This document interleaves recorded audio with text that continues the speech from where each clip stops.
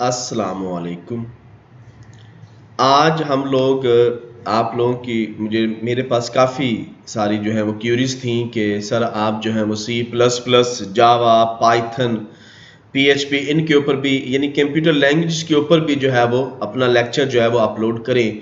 तो आज से इंशाअल्लाह कंप्यूटर साइंस की मैक्सिमम जो लैंग्वेजेस हैं, मेरी कोशिश होगी कि उन तमाम की वीडियोस बना के जो है वो मैं अपलोड करूँ, जिसमें से सबसे पहले जो मैंने स्टार्ट किया है वो सी एंड सी प्लस प्लस से स्टार्ट किया। इसका क्योंकि ये मदर ऑफ द लैंग्वेज है और सबसे आसान ये है कि ये जितनी भी आपकी एजुकेशन है कंप्यूटर के लिहाज से उन तमाम के अंदर जो है वो इसका यूज़ जो है वो लाजमी है। मिसाल के तौर पे आप लोग आईसीएस कर रहे हैं, पार्ट 2 में है, तो आपको सी का काम करना पड़ेगा। इसी तरह अब आप लोग बीएस सीएस के हो, बीएस एसई के हो, बीएस नेटवर्किंग के हो, बीएस आर्टिफिशियल इंटेलिजेंस के हो, या आपका कोई भी शोबा है बीएस के लिहाज से, या आपका एमसीएस के लिहाज से, एमआईटी के लिहाज से, एमबीए आईटी के लिहाज से, एमएस सीएस के लिहाज से, एमएसएसई के लिहाज से, आपका वास्ता C and C plus plus language से लाजमी पढ़ना है। इसके 5-6 डिफरेंट पार्ट्स हैं, जिसमें ऑब्जेक्ट ओरिएंटेड प्रोग्रामिंग 1 है, ऑब्जेक्ट ओरिएंटेड प्रोग्रामिंग 2 है, फिर इसके बाद ऑब्जेक्ट ओरिएंटेड डिज़ाइन आ जाता है, फिर आपके पास कंप्यूटर ग्राफिक्स आ जाता है यूजिंग सी एंड जावा। उसके बाद आपके पास न्यूमेरिकल मेथड्स आप सॉल्व करते हो, फिर आपके पास जो है कंप्यूटर आर्किटेक्चर का अगर आप काम सी में कोई सर्किट डिज़ाइन करना चाह रहे हैं तो आप इस पे काम कर सकते हो। यानी सी जो है वो तमाम सिक्योरिटी सिस्टम, इलेक्ट्रिकल सिस्टम, इन तमाम के अंदर सी एंड सी प्लस प्लस जो है उसका यूज़ जो है वो बहुत ज़्यादा है। तो स्टार्ट करते हैं। मैंने यहाँ पे एक छोटी सी प्रेजेंटेशन जो है वो बनाई है, यानी कि बड़ा इनिशियल लेक्चर जो है वो मैंने शुरू किया है ताकि आप लोगों को आसानी जो है वो इस सी एंड सी प्लस प्लस की समझ लग सके।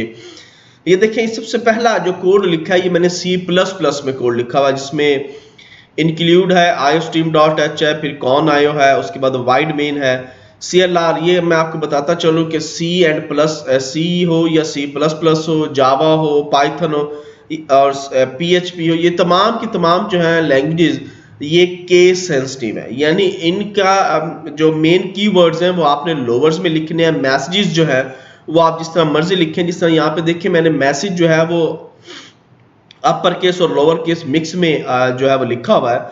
और इस तरह फिर सी आउट है, फिर गेट सी एच है। अगर मैं सी प्लस सी की बात करूं तो इसके अंदर आपकी S T D IO, S T D L I B और conio, void main void, printf का इस्तेमाल होगा। और अगर मैं डिव सी की बात करता हूं, आजकल क्योंकि दो बड़े सॉफ्टवेयर जो है वो मार्केट में इस्तेमाल हो रहे हैं, खास करके डिव सी जो है या डॉट नेट सी जो है उसको ज़्यादा इस्तेमाल किया जा रहा है। तो ये डिव के अंदर जो आप लोगों ने जिस तरह काम करना है, इंक्लूड iostream, इसमें डॉट एच लगाने की ज़रूरत नहीं है क्योंकि ये विंडो बेस है। और उसी तरह से using name space std integer name, आप उसको कोई भी एक रिटर्न इंटीजर कर रहे हो मेन बॉडी को, बाकी मैसेजेस आपके एट इट इज़ जो है वो आप इस्तेमाल कर रहे हो। अब ये तीनों लेवल पे जो भी इंस्ट्रक्शन पास हो रही है इन्हें हम बोलते हैं सोर्स कोड या प्रोग्राम। मैंने नीचे इसकी छोटी सी डेफिनेशन दे दी है। Source code is the fundamental component of the computer program that carried out it can be read easily understood by the human being. और इसके 3 डिफरेंट सॉफ्टवेयर हैं सी एंड सी प्लस प्लस को right करने के लिए। एक turbo सी plus plus है, बोलेंड सी है और डिव सी प्लस प्लस है। तो ये मुख्तलिफ सॉफ्टवेयर की मदद से आप अपना सी और सी प्लस प्लस का काम कर सकते हैं। प्रोग्राम लिखना बहुत ज़्यादा आसान है। मेरा चैलेंज है कि अगर आज का लेक्चर आपको प्रॉपर तरीके से समझ आ जाता है तो दुनिया की कोई भी लैंग्वेज आप उठा के आसानी जो है वो सीख सकते हैं। प्रोग्राम आपको इस तरह है जैसे आपने कोई टाइपिंग की है, रफ टाइपिंग आप कर रहे हो और उसको एक प्रोग्राम की शक्ल दे रहे हो। असल है कि वर्किंग ऑफ द कंपाइलर, यानी कि ये प्रोग्राम जब एग्जीक्यूट होगा, जब रन होगा तो वो कैसे होगा। तो नेक्स्ट मैंने वो इसका तरीका कार जो है वो समझाया है कि हमारे पास कंपाइलर में सबसे पहले सोर्स कोड जो है वो लिखा जाता है, जो कि आपने पिछली स्लाइड में देखा। और उस स्लाइड के अंदर आपको एक सोर्स कोड, कुछ इंस्ट्रक्शन जो है वो मैंने कंप्यूटर को पास की हैं। सोर्स कोड को हम रन करते हैं या कंपाइल करते हैं, उसके लिए हमारे पास दो शॉर्टकट की हैं। अगर तो आपके पास टर्बो सी है तो आप कंट्रोल F9 करोगे, बोलेंट सी है तो भी कंट्रोल F9 करोगे। अगर आपके पास डेव सी प्लस प्लस है तो फिर आप F10 जो है वो इस्तेमाल करोगे, तो आपका जो प्रोग्राम है वो एग्जीक्यूट होना शुरू हो जाएगा। जैसे ही वो रन होगा, यानी रनिंग कंडीशन में जाएगा, पहला काम है प्री प्रोसेसर ऑपरेटर चेक करना। यानी कि आपने कंपाइलर को कौन सी लैंग्वेज दी है, उस कंपाइलर ने उस लैंग्वेज की पहचान करनी है। यहाँ पे ये देखिए मैंने छोटी सी डायरेक्ट, इसी प्री प्रोसेसर को डायरेक्टिव्स भी बोलते हैं। Preprocessor directives are line included in a program that being with the character hash. यानी कि हैश की मदद से, इस नंबर साइन की मदद से, इस चैनल साइन की मदद से आपका जो कंपाइलर है वो ये चेक करेगा कि ये किस टिपिकल लैंग्वेज का कोड है। जैसे कि आगे लिखा हुआ है, which make them different from a typical source code text. They are invoked by the compiler to process some programs before compilation. यानी कंपाइल करने से पहले वो हर प्रोग्राम को ये चेक करता है ये किस लैंग्वेज का हिस्सा है। इसके बाद हमारा कंपाइलर जो है वो अपनी वर्किंग शुरू कर देता है। सबसे पहले है लेक्सिकल एनालाइजर। लेक्सिकल एनालाइजर क्या करता है, वो जो प्रोग्राम हमने लिखा है उस प्रोग्राम के टोकन्स में कन्वर्ट कर देता है और उन टोकन्स को चेक करता है कि क्या वो सिंबल में मौजूद है। सिंबल टेबल में हमारे पास टोटल कंप्यूटर के जितने भी कैरेक्टर हैं 0 to F, या आप ये कह सकते हैं 0 to 255, वो तमाम के तमाम कैरेक्टर्स को उठाता है और लेक्सिकल एनालाइजर में वो जो टोकन्स आपके बने हैं, वो जो प्रोग्राम का छोटा छोटा टुकड़े इसने किए हैं, उनको वन बाय वन चेक करता है। अगर तो ये काम कंप्लीट हो जाता है, यहाँ पे किसी किस्म का कोई एरर नहीं ये जनरेट करेगा। अब आपका एरर जनरेट करेगा पार्सर, जो कि ग्रामर है। अगली स्लाइडों के अंदर इनकी कंप्लीट डेफिनेशन और इनकी वर्किंग जो है वो मैं आपको बताऊंगा। अब ये क्या करेगा, लेक्सिकल एनालाइजर ने उस कोड के टुकड़े कर दिए हैं। अब वो केस सेंसिटिव में लिखा हुआ है नहीं लिखा हुआ, एट इट इज ये पास कर देगा। जैसे ही ये पार्सर के पास आएगा, पार्सर जो है इसको ग्रामेटिकली तौर पे चेक करेगी कि क्या ये जो प्रोग्राम लिखा गया है ये कंपाइलर के और इस लैंग्वेज के लिहाज से सही लिखा हुआ है, कहीं कोई गलती तो नहीं है। अगर कोई गलती करता है तो वो वापस जो है इसको लेक्सिकल एनालाइजर को पास करता है और लेक्सिकल एनालाइजर सिंबल टेबल से वो डाटा उठाता है, हम उसको करेक्ट करते हैं। यहाँ पे आपका टाइपिंग मिस्टेक के एरर आ सकते हैं, अनडिफाइंड सिंबल के एरर आ सकते हैं, टाइपिंग मिसमैच के एरर आ सकते हैं, प्रोटोटाइप के, क्योंकि ये ह्यूमन टाइपिंग मिस्टेक है जिनको यहाँ पे तीन किस्म के एरर हैं और उनमें से 2 किस्म के एरर जो हैं वो यहाँ पे ये कंट्रोल करता है। इसके बाद आ जाता है जी कोड जनरेशन। अब जब ये तीनों process, parser, lexical analyser, symbol table का प्रोसेस कंप्लीट होता है तो देन कोड जनरेशन की बारी आती है। कोड जनरेशन के अंदर हमारा वो जो प्रोग्राम जो हमने टाइप किया था, जो पीछे आपने स्लाइडों में देखा है, उनमें से कोई भी, या आगे मैं प्रैक्टिकली इसका जब करवाऊंगा तो उसका कोड जनरेट होता है। अब ये कोड जब जनरेट हो जाता है तो इसके बाद इसका काम आता है ऑप्टिमाइजेशन का। ऑप्टिमाइजेशन क्या करता है, बेसिकली ये कोड में से जो रिक्वायर्ड कोड है, या आप उसे ये कहें जो उसकी गार्बेज है, उसको क्लियर करता है। इस जस्ट लाइक आप परून, जैसे आप परून के अंदर कुछ चीज छानते हैं और उससे वो एक्स्ट्रा जो है वो जाया हो जाता है, सेम इसका भी यही काम है। आप इसे कह सकते हैं इस जस्ट लाइक अ परून कि ये कोड के अंदर से जो गार्बेज है उसे खत्म करके ओरिजिनल कोड जो है वो आके बैकएंड को भेजता है। अब बैकएंड जो है वो ये फैसला करता है कि मैं इसको असेंबली लैंग्वेज में लिखूं या मशीन लैंग्वेज में लिखूं, क्योंकि सी का कोड है या सी प्लस प्लस का कोड है तो वो ज्यादातर मशीन लैंग्वेज में लिखता है।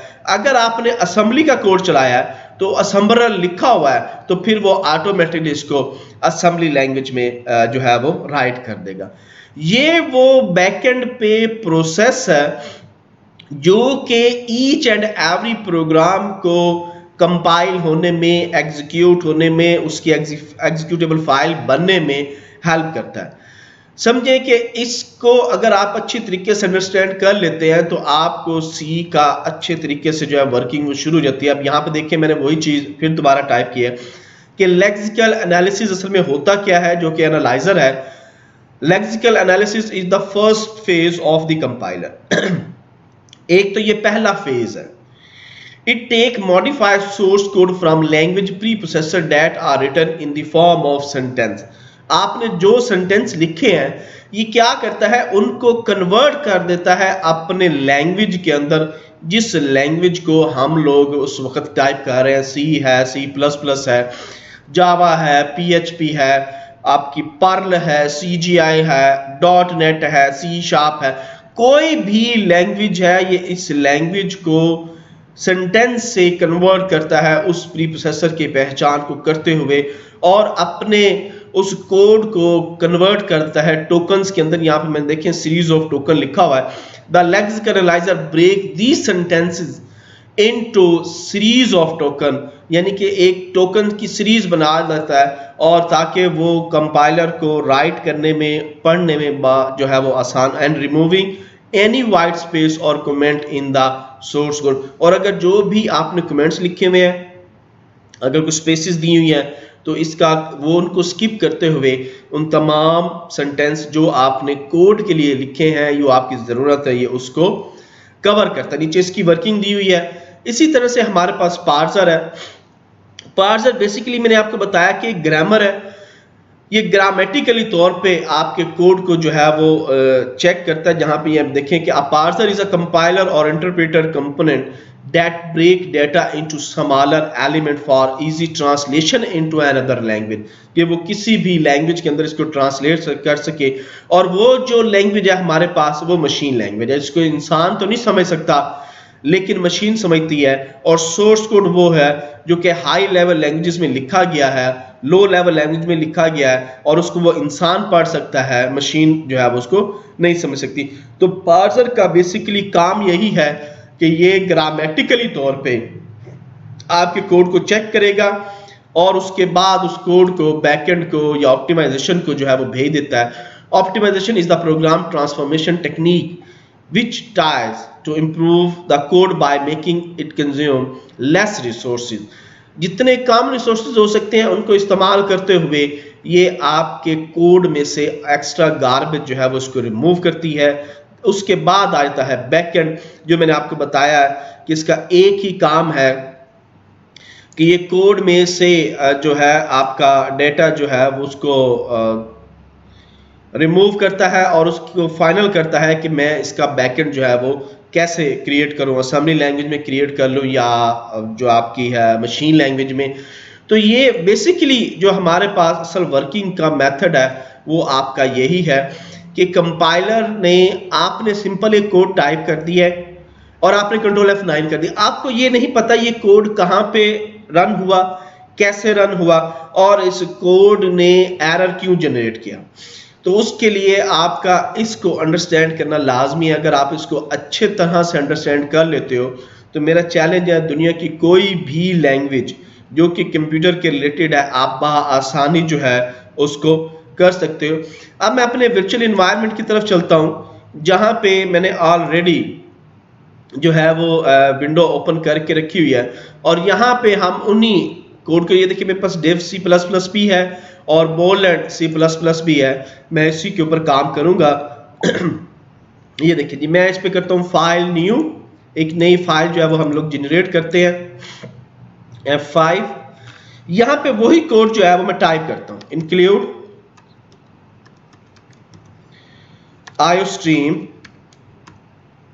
.h, फिर इंक्लूड conio.h, वाइड मेन, ये देखिए सारा केस सेंसिटिव है। और इसके बाद आपने CLR तक आपकी जो स्क्रीन है वो क्लियर हो जाए, cout डबल कोट्स में वेलकम टू C++ प्रोग्रामिंग, और मैंने डबल कोट्स क्लोज किया, semicolon cout learn computer academy, और इसी तरीके से मैंने यहाँ पे गेट ch किया ताकि ये प्रोग्राम जो है वो थोड़ी देर स्टॉप करे। अब देखें, हमने ये सिंपल बोल एंड सी के अंदर प्रोग्राम या टर्बो सी के अंदर प्रोग्राम लिखा, लिखने के बाद हम कंट्रोल F9 कर देते हैं तो वो क्या करता है, वो प्रोग्राम मेरा उसने एग्जीक्यूट कर दिया। ये देखिए दोनों मैसेज जो है वो डिस्प्ले हो गया मेरे पास। मैंने सिंपल, अब आपको नहीं पता चला कि कंपाइलर ने क्या किया, कैसे एग्जीक्यूट हुआ। फॉर एग्जांपल यहाँ पे मैंने सी जो है ये बड़ा डाल दिया, अब लेक्सिकल एनालाइजर जो है वो इसको पास कर देगा, लेकिन ग्रामेटिकली तौर पे पार्सर जो है वो इसको रोक लेगा। देखिए मैं फिर दोबारा कंट्रोल F9 करता हूं, ये देखिए एक एरर जनरेट हुआ है और वो कहता है जी अनडिफाइंड सिंबल सी आउट। तो ये ग्रामर ने इस वक्त इसको पकड़ा है, ग्रामेटिकली तौर पे जो है ये चेक हुआ है, क्योंकि लेक्सिकल एनालाइजर ने इसके टोकन बनाए थे। अब मैंने ये इसकी ग्रामर जो है वो ठीक की, यानी ग्रामेटिकली इस प्रोग्राम को ठीक किया। अब कंट्रोल F9 करता हूं तो देखिए आपका प्रोग्राम जो है वो एट इट इज जो है वो एग्जीक्यूट हो गया है।